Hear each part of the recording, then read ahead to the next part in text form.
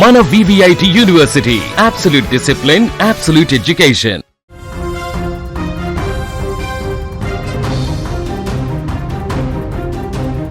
తమిళనాడుతో పాటు దేశ రాజకీయాల్లో పెను సంచలనం రేపే ఒక వార్త ఇప్పుడు వైరల్ అవుతోంది.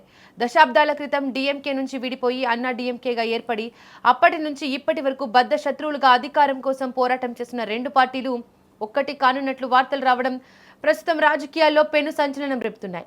డిఎంకే అన్నా డిఎంకే కలిసి తమిళనాడులో కొత్త ప్రభుత్వం ఏర్పాటుకు రహస్య చర్చలు జరుపుతున్నట్లు వస్తున్న వార్తలపై అన్నా డిఎంకే క్లారిటీ ఇచ్చింది. పొత్తు అనే ఆరోపణలను ఖండించింది.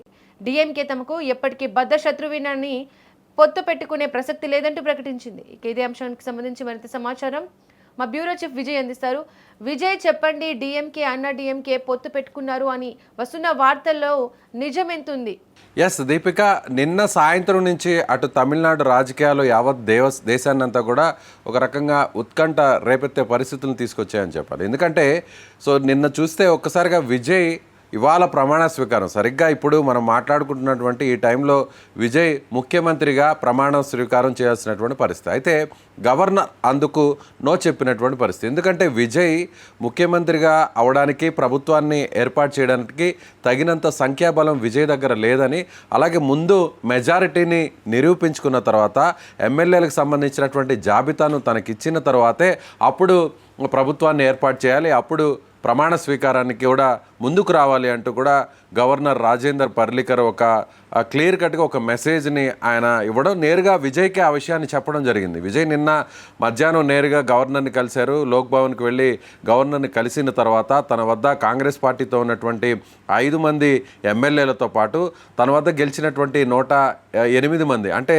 తాను ఒక నియోజకవర్గానికి రాజీనామా చేయడంతో, 2 చోట్ల గెలిచినటువంటి విజయ్ ఒక నియోజకవర్గాన్ని రాజీనామా చేయడంతో 107 ప్లస్ 5 అంటే మొత్తం 112 మంది ఎమ్మెల్యేల జాబితాను గవర్నర్కి సమర్పించారు. కానీ గవర్నర్ మాత్రం మ్యాజిక్ ఫిగర్ 118 మంది ఎమ్మెల్యేల జాబితా ఉంటేనే ప్రమాణ స్వీకారం చేయిస్తానని చెప్పడంతో ఇవాళ ప్రమాణ స్వీకారాన్ని కార్యక్రమం పూర్తిగా రద్దయిందని చెప్పాలి. అయితే ఆ తరువాత వెంటనే గవర్నర్ అక్కడి నుంచి నేరుగా ఆయన కేరళకు వెళ్ళిపోయినటువంటి పరిస్థితి. కేరళలో కూడా ఆయన ఇన్ఛార్జ్ గవర్నర్గా ఉన్నారు. తమిళనాడు నుంచి నేరుగా ఆయన కేరళకు వెళ్ళిపోవడం, అలాగే ఢిల్లీకి కూడా వెళ్ళిపోతారు అనేటువంటి సమాచారం వచ్చినటువంటి నేపథ్యంలో విజయ్ ఒకవేళ ఇతర పార్టీల మద్దతును కూడగట్టేటువంటి ప్రయత్నం చేస్తున్నప్పటికీ కూడా ఇప్పట్లో విజయ్ని ముఖ్యమంత్రి చేయడానికి, అలాగే టీవీకే పార్టీని అధికారంలోకి తీసుకురావడానికి, ప్రభుత్వాన్ని ఏర్పాటు చేయడానికి గవర్నర్ విముఖత చూపిస్తున్నారు. గవర్నరు అందుకు సిద్ధంగా లేరు అనేటువంటి ఒక ప్రచారం అయితే పెద్ద ఎత్తున నడిచింది. దీంతో ఏం జరగబోతుంది? దీని వెనక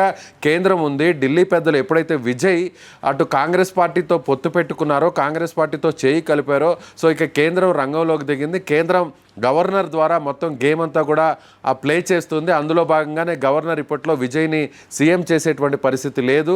అందుకు తగ్గ అనుకూలమైనటువంటి వాతావరణం లేదు. కాబట్టి నెక్స్ట్ ఏం జరగబోతుంది అనేటువంటి ఒక చర్చ అటు మీడియాలోనూ రాజకీయ వర్గాల్లోనూ పెద్ద ఎత్తున నాయకులందరిలో కూడా జరిగింది. అయితే నిన్న సాయంత్రం కొన్ని మీడియా ఛానల్స్లోనూ ఒక వార్త అయితే సర్క్యులేట్ అయింది. అంటే అన్ని ఆల్మోస్ట్ అటు తెలుగు మీడియా కావచ్చు, నేషనల్ మీడియా కావచ్చు, అన్నిట్లో కూడా ఒక వార్త సర్క్యులేట్ అయింది. ఏంటంటే అన్నా డిఎంకే ఈ 2 పార్టీలు కలవబోతున్నాయి. అందుకు కొంతమంది రాజకీయ నాయకులు కూడా కలిసేటువంటి అవకాశం ఉంది. ఎందుకంటే ఇప్పుడు గవర్నర్ ఇక్కడ విముఖత చూపించి ఆయన ఇక్కడి నుంచి వెళ్ళిపోయారు కాబట్టి నెక్స్ట్ ఏం జరగబోతుంది? విజయ్ని ప్రభుత్వాన్ని ఏర్పాటు చేయడానికి కేంద్రం ఒప్పుకునేటువంటి పరిస్థితులు కనిపించడం లేదు. ఇప్పటి వరకు గతంలో గోవాలో ఉన్నటువంటి పరిస్థితి కానీ, మహారాష్ట్రలో జరిగినటువంటి ఇదే విధంగా పరిస్థితులు చూసినా కూడా తక్కువ స్థానాలు వచ్చినటువంటి పార్టీలు ప్రభుత్వాన్ని ఏర్పాటు చేసినటువంటి సిచ్యువేషన్ మనం చూసాం. కాబట్టి ఇప్పుడు మళ్ళీ కూడా విజయ్ని ముఖ్యమంత్రి కానివ్వకుండా అడ్డుకొని డిఎంకే అన్నా డిఎంకే అంటే ఇప్పుడు విజయ్ ఒకవేళ ప్రభుత్వాన్ని ఏర్పాటు చేయలేకపోతే నెక్స్ట్ ప్లేస్లో ఉన్నటువంటి అన్నా డిఎంకే కావచ్చు, అదే థర్డ్ ప్లేస్లో ఉన్నటువంటి అన్నా డిఎంకే కావచ్చు, సెకండ్ ప్లేస్లో ఉన్నటువంటి డిఎంకే కావచ్చు, ఈ 2 పార్టీలు కలుస్తాయా అనేటువంటి ఒక ఊహాగానాలు అయితే తెరలేపాయి. అటు డిఎంకే పార్టీ 59 స్థానాలు గెలుపొందడం జరిగింది. అన్నా డిఎంకే పార్టీ 47 స్థానాలను గెలుపొందడం జరిగింది. అంటే మొత్తం మీద 106 స్థానాలు ఈ 2 పార్టీలకు ఉన్నాయి. అలాగే స్థానికంగా ఉన్నటువంటి చిన్న పార్టీలను కూడా కలుపుకొని ప్రభుత్వాన్ని ఏర్పాటు చేసేటువంటి పరిస్థితులు ఉంటాయేమో అనేటువంటి ఒక చర్చ నిన్న ప్రారంభమైంది. సో దీంతో అటు ఖచ్చితంగా రెండు పార్టీలు కలుస్తాయేమో, కలిస్తే ప్రభుత్వాన్ని ఏర్పాటు చేస్తాయేమో అనేటువంటి ఒక చర్చ పెద్ద ఎత్తున తమిళనాడులో జరిగింది. దాంతో మొత్తం కలవరం అయితే పుట్టిందనే చెప్పాలి అన్ని పార్టీల్లో. డిఎంకే, అన్నా డిఎంకే ఇప్పటి వరకు బద్ధ శత్రువులు. రాజకీయ పరంగా చూసినా కూడా అటు కరుణానిధి, జయలలిత ఇద్దరు కూడా నువ్వా నేనా అన్నట్టు తలపడ్డారు. ఓ సందర్భంలో జయలలిత ఎమ్మెల్యేగా ఉన్నటువంటి సందర్భంలో అసెంబ్లీలో ఆమె చీరను కొంతమంది డిఎంకే ఎమ్మెల్యేలు, అధికారంలో ఉన్న డిఎంకే ఎమ్మెల్యేలు చీరను లాగేయడంతో అప్పట్లో ద్రౌపది వస్త్రాభరణం జరిగింది, కీచక పర్వం అసెంబ్లీలోనే జరిగింది అనేటువంటి ఒక పెద్ద ఎత్తున దేశవ్యాప్తంగా కూడా అప్పట్లో సంచలనం జరిగింది. ఆ తర్వాత ఆమె అక్కడి నుంచి నిండు సభలో నుంచి బయటకు వచ్చి ఇది కౌరవ సభ, ఇలాంటి సభలో నేను మళ్ళీ ముఖ్యమంత్రిగానే అడుగు పెడతానంటూ కూడా ఆమె శపథం చేసి మళ్ళీ అప్పటి నుంచి అసెంబ్లీలోకి అడుగు పెట్టకుండా తిరిగి మళ్ళీ అన్నాడీఎంకేని అధికారంలోకి తీసుకొచ్చిన తర్వాత ముఖ్యమంత్రి అయిన తర్వాతే జయలలిత అక్కడ ఆ సభలోకి అడుగుపెట్టినటువంటి పరిస్థితి. ఆ తర్వాత ఆమె ముఖ్యమంత్రి అయిన వెంటనే డిఎంకే అధినేతగా ఉన్నటువంటి మాజీ ముఖ్యమంత్రి కరుణానిధిని కూడా ఇంట్లో ఉన్నటువంటి సందర్భంలో అతను వృద్ధాప్యంలో ఉన్నప్పటికీ కూడా బలవంతంగా పోలీసుల చేత ఈడ్చుకెళ్ళి మరీ అరెస్ట్ చేయడం, ఆ తర్వాత డిఎంకే అధినేత మాజీ ముఖ్యమంత్రి కరుణానిధి పంచెను కూడా ఓడదీసి మరీ అరెస్ట్ చేసినటువంటి పరిస్థితి, నడిపించుకుంటూ వెళ్ళి మరి పోలీస్ స్టేషన్కి తీసుకెళ్ళినటువంటి పరిస్థితి. సో అక్కడ డిఎంకే వర్సెస్ అన్నా డిఎంకే లాగా ఇప్పటి వరకు కూడా అక్కడ రాజకీయాలు కొన్ని దశాబ్దాల పాటు నడిచాయి. అంటే 50-60 సంవత్సరాలు అటు డిఎంకే ఇటు అన్నా డిఎంకే ఇద్దరు కూడా బద్ధ శత్రువులు. ఇద్దరు పార్టీ అధినేతలు కూడా ఒకరు అధికారంలోకి వస్తే ఇంకొకరి మీద కక్ష సాధింపు, ఇంకొకరు అధికారంలోకి వస్తే ప్రత్యర్థి పార్టీల మీద కక్ష సాధింపు, ఆ పార్టీలకు సంబంధించినటువంటి పథకాలు వాటన్నిటిని కూడా రద్దు చేయడం జరిగేది. అలాగే ఆ పార్టీకి సంబంధించి అప్పుడు వాళ్ళ అధికారంలో ఉన్నప్పుడు ఏదైనా బిల్డింగ్స్ కానీ ఏదైనా కార్యక్రమాలు చేపట్టినా కూడా కనీసం ఆ బిల్డింగ్లో కూడా అడుగు పెట్టినటువంటి పరిస్థితి. దాని ఒక చిన్న ఎగ్జాంపుల్ చెప్పాలి దీపిక. గతంలో అసెంబ్లీ కోసం సెక్రటరియట్ను పెద్ద ఎత్తున అప్పుడు కరుణానిధి అధికారంలో ఉన్నప్పుడు ఇదే చెన్నై సెంటర్లో పెద్ద ఎత్తున అక్కడ ఒక భవనాన్ని నిర్మించినటువంటి పరిస్థితి. కానీ వెంటనే ఆ భవనం ప్రారంభం కాకముందే జయలలిత అధికారంలోకి రావడం జరిగింది. జయలలిత కరుణానిధి కట్టించినటువంటి సచివాలయంలోకి నేను అడుగు పెట్టను అంటూ కూడా కనీసం ఆ భవనాన్ని కూడా ఓపెన్ చేయకుండా ఇప్పుడు ప్రస్తుతం ఉన్నటువంటి మెడికల్ కాలేజ్ ఏదైతే చెన్నైలో ఉన్నటువంటి మెడికల్ కాలేజ్ ఉందో ఆ మెడికల్ కాలేజ్గా మార్చేసినటువంటి పరిస్థితి. అప్పట్లో సచివాలయాన్ని అంత పెద్ద ఎత్తున దేశంలోనే అతిపెద్ద సచివాలయంగా అక్కడ నిర్మాణం జరిగింది. ఆ సచివాలయంలోకి అడుగు పెట్టనంటూ కూడా ఆ సచివాలయాన్ని కాస్త మెడికల్ కాలేజ్గా మార్చేసినటువంటి పరిస్థితి. అలా అటు అన్నా డిఎంకే మధ్య వైరం కొనసాగుతున్నటువంటి పరిస్థితి. అయితే ఇప్పుడు ఈ నిన్న జరిగినటువంటి ప్రచారానికి, నిన్న వచ్చినటువంటి వార్తా కథనాలకి అన్నా డిఎంకే స్పందించింది. ఎటువంటి పరిస్థితుల్లో తాము డిఎంకేతో కలిసేటువంటి ప్రసక్తే లేదు, డిఎంకే మా బద్ధ శత్రువు, మా ప్రధాన శత్రువు డిఎంకే అంటూ అన్నా డిఎంకే పార్టీకి సంబంధించినటువంటి వర్గాలు ఒక ప్రకటన చేశాయి. సో ఖచ్చితంగా దీని వెనక అంటే అన్నా డిఎంకే రెండు పార్టీలు కలుస్తున్నాయనేటువంటి ప్రచారాన్ని కావాలనే బురద జల్లేటువంటి ప్రచారాన్ని టీవీకే పార్టీకి సంబంధించినటువంటి కొన్ని వర్గాలు చేస్తున్నాయి. అలా మీడియాకు లీక్లు ఇస్తున్నాయి. ఎటువంటి పరిస్థితుల్లో తాము డిఎంకేతో కలిసే ప్రసక్తే లేదని తెగేసి చెప్పారు అన్నా డిఎంకే పార్టీకి సంబంధించినటువంటి నాయకులు. ప్రచారంపై రియాక్ట్ అయిందా ఆ పార్టీ నేతల స్పందన ఏ విధంగా ఉంది? ఎస్, అన్నా డిఎంకే అయితే స్పందించింది.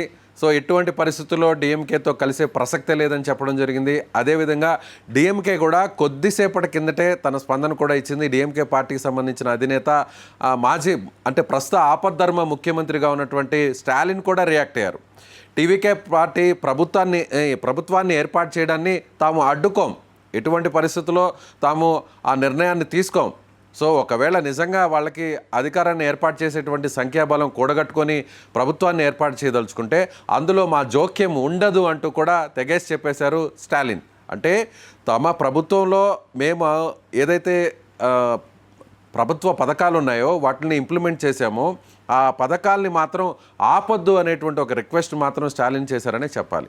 సో నిన్న జరిగినటువంటి పరిణామాలన్నీ కూడా చూస్తే ఖచ్చితంగా డిఎంకే అన్నా డిఎంకే కలుస్తాయేమో. ఎందుకంటే ఇక్కడ బీజేపీ సీన్లోకి వచ్చింది. సో బీజేపీ గవర్నర్ని ద్వారా గేమ్ అంతా కూడా నడిపిస్తుంది, పావులు కదుపుతోంది. సో గవర్నర్ కూడా తమిళనాడులో అందుబాటులో లేకుండా మళ్ళీ ఒకవేళ విజయ్ కొంతమంది మద్దతు సపోర్ట్ తీసుకొని గవర్నర్కు ఆ లేఖను సమర్పించడానికి కూడా గవర్నర్ అందుబాటులో లేకుండా చేశారు. కాబట్టి ఇక తదుపరి నిర్ణయం ఏముంటుంది, తదుపరి నెక్స్ట్ ప్లాన్ ఏమై ఉంటుంది అంటే ఉన్నది ఒకటే ఒక ప్లాను, విజయ్ ఏదన్నా పార్టీతో కలిసి ప్రభుత్వాన్ని ఏర్పాటు చేయడం, లేదంటే చిన్న పార్టీలతో కలిసి ప్రభుత్వాన్ని ఏర్పాటు చేయడం, అది జరగదీయకుండా బీజేపీ అడ్డుకుంటే నెక్స్ట్ ఏం చేయాలి? నెక్స్ట్ అన్నా డిఎంకే ఈ రెండు పార్టీలు కలిస్తేనే అప్పుడు ప్రభుత్వాన్ని ఏర్పాటు చేసేటువంటి అవకాశం ఉంది. సో అలాంటి పరిస్థితులు ఏమన్నా జరుగుతున్నాయా? అన్నా డిఎంకే ద్వారా డిఎంకే పార్టీతో కలిసి సంప్రదింపులు జరపడానికి బీజేపీ ఏదన్నా ప్లాన్ చేసిందా? ఎందుకంటే టీవీకే పార్టీ అధినేత విజయ్ కాంగ్రెస్తో కలిశాడు కాబట్టి, బీజేపీకి కాంగ్రెస్ పార్టీ బద్ధశత్రువు కాబట్టి, కాంగ్రెస్ రహిత ప్రభుత్వాలను ఈ దేశంలో ఏర్పాటు చేస్తామని బీజేపీ పదే పదే చెప్తుంది కాబట్టి, కాంగ్రెస్ని ఈ దేశం నుంచి పారిపోయేలా చేస్తామని పదే పదే మోడీ షా చెప్తున్నారు కాబట్టి, ఇప్పుడు కాంగ్రెస్ పార్టీ సపోర్ట్తో మళ్ళీ తమిళనాడులో అధికారంలోకి వస్తే కాంగ్రెస్ కూడా ఇక్కడ అధికారంలో తమ భాగస్వామి ఉంటుంది కాబట్టి బీజేపీకి అది నచ్చదు కాబట్టి, ఎటువంటి పరిస్థితుల్లో బీజేపీ ఎందుకు ఒప్పుకోదు కాబట్టి, ఇక తదుపరి ప్లాన్ను అన్నా డిఎంకే రెండు పార్టీలను కలపడానికి బీజేపీ ప్రయత్నిస్తుంది అనేటువంటి ఆలోచన అక్కడ ఉన్నటువంటి రాజకీయ వర్గాలన్నీ కూడా చేశాయి. అందుకు తగ్గట్టుగానే అన్నా డిఎంకే రెండు పార్టీలు కలవబోతున్నాయి అనేటువంటి ఒక ఊహాగానాలు, ఒక ప్రచారం అయితే జరిగింది. అయితే అటు అన్నా డిఎంకే కానీ డిఎంకే పార్టీ కానీ దీని మీద క్లారిటీ ఇచ్చిందని చెప్పాలి. అన్నా డిఎంకేతో కలిసే ప్రసక్తే లేదని అన్నా డిఎంకే చెప్పడం జరిగింది. డిఎంకే మాత్రం టీవీకే పార్టీ ప్రభుత్వ ఏర్పాటును తాము అడ్డుకోము, తాము ప్రభుత్వం నుంచి వైదొలుగుతున్నాము, రాజీనామా చేసామని నేరుగా స్టాలిన్ చెప్పడం జరిగింది. దీపిక, విజయ్, ఇటు తమిళనాడులో రాజకీయ సమీకరణాలు మారుతున్న కొద్దీ ఈ రాజకీయంగా తమిళనాడులో ఏ విధంగా కొత్త మార్పులు వచ్చే అవకాశం ఉంది? ప్రస్తుతం ఉన్నటువంటి పరిస్థితులు చూస్తే ఇంకా కూడా కోర్టులో బాల్ అయితే విజయ్ దగ్గరే ఉంది. సో విజయ్ ప్రస్తుతానికి కావాల్సినటువంటి ఎమ్మెల్యేల మద్దతు దాదాపు ఒక 6 మంది ఎమ్మెల్యేల మద్దతు వస్తే ఖచ్చితంగా విజయ్ ప్రభుత్వాన్ని ఏర్పాటు చేస్తారు. అయితే వామపక్షాలు పూర్తి స్థాయిలో ఇంకా స్పందించలేదు. వామపక్ష పార్టీల్లో సిపిఐ 2 ఎమ్మెల్యేలు ఉన్నటువంటి సిపిఐ విజయ్తో కలవడానికి సిద్ధంగా ఉన్నట్టుగా ప్రచారం జరుగుతుంది. మరోవైపు ఇప్పటికే వీసీకే పార్టీ అయితే మాత్రం విజయ్తో కలిసే ప్రసక్తే లేదని చెప్పడం జరిగింది. మరోవైపు పిఎంకే పార్టీ ఇప్పటికే అన్నా డిఎంకే కూటమిలో ఉంది కాబట్టి పిఎంకే పార్టీ కూడా బీజేపీ చెప్పినట్టు వింటుంది కాబట్టి పిఎంకే పార్టీ దగ్గర 4 ఎమ్మెల్యేలు ఉన్నారు. సో పిఎంకే పార్టీ ఇప్పటి వరకు కూడా క్లారిటీ ఇవ్వలేదు. అదేవిధంగా మరొక పార్టీ అమ్మ ఏఐడిఎంకే పార్టీకి సంబంధించినటువంటి ఒక ఎమ్మెల్యే ఉన్నారు. వాళ్ళు కూడా ఇప్పటివరకు ఎలాంటి క్లారిటీ ఇవ్వలేదు. ప్రస్తుతం విజయ్ దగ్గర కాంగ్రెస్ పార్టీకి సంబంధించినటువంటి 5 మంది ఎమ్మెల్యేల మద్దతే ఉంది.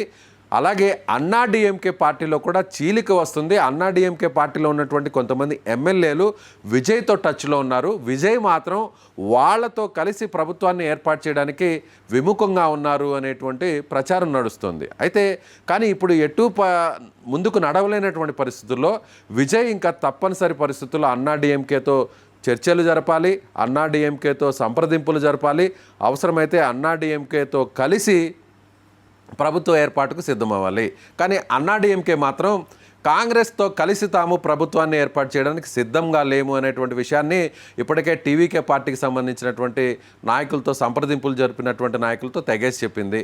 సో ఇప్పుడు విజయ్ కాంగ్రెస్ పార్టీతోనే ముందుకు వెళతాడా, కాంగ్రెస్ పార్టీకి కటీఫ్ చెప్పి ఇప్పుడు కొత్తగా మిగిలినటువంటి పార్టీలని అలాగే అన్నా డిఎంకే పార్టీని కలుపుకొని వెళ్తాడా అనేది రాబోయేటువంటి రోజుల్లో ఏం జరుగుతుందో చూడాల్సినటువంటి పరిస్థితి. కానీ బీజేపీ అనుకుంటే ఏమైనా చేయగలదు.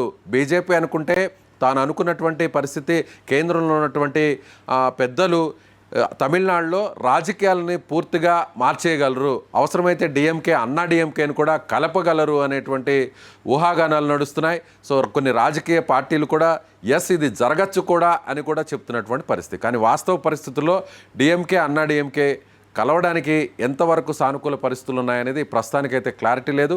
అన్నా డిఎంకే కూడా క్లారిటీ ఇచ్చింది డిఎంకేతో కలవని. స్టాలిన్ కూడా ఒక క్లారిటీ ఇచ్చారు టీవీకే ప్రభుత్వ ఏర్పాటును అడ్డుకోమని.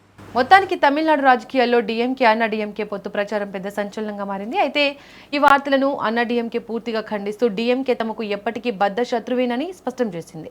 మరోవైపు డిఎంకే వర్గాలు కూడా ఈ ప్రచారాన్ని పెద్దగా పట్టించుకోకుండా రాజకీయ వదంతిగానే చూస్తున్నాయి. ప్రస్తుతం 2 పార్టీల మధ్య అధికారికంగా పొత్తు సంకేతాలు కనిపించకపోయినా తమిళ రాజకీయాల్లో వేగంగా మారుతున్న పరిణామాలు ఆసక్తిని రేకెత్తిస్తున్నాయి.